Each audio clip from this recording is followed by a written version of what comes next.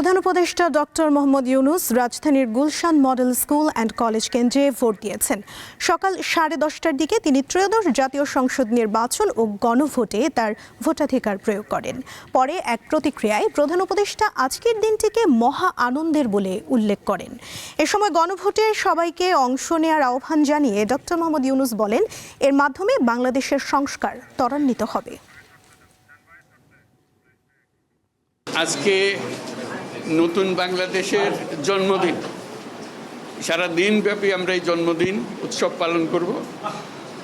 এটার মাধ্যমে আজকে যে প্রক্রিয়া এখান থেকে শুরু হলো, এর মাধ্যমে আমরা অতীতকে বর্জন করলাম।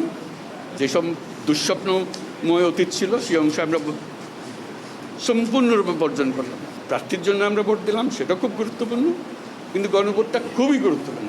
তো সবাইকে আহ্বান জানাচ্ছি গণভোটে অংশ নেবার জন্য, যাতে করে আমরা নতুন বাংলাদেশ গড়ে তুলতে পারি।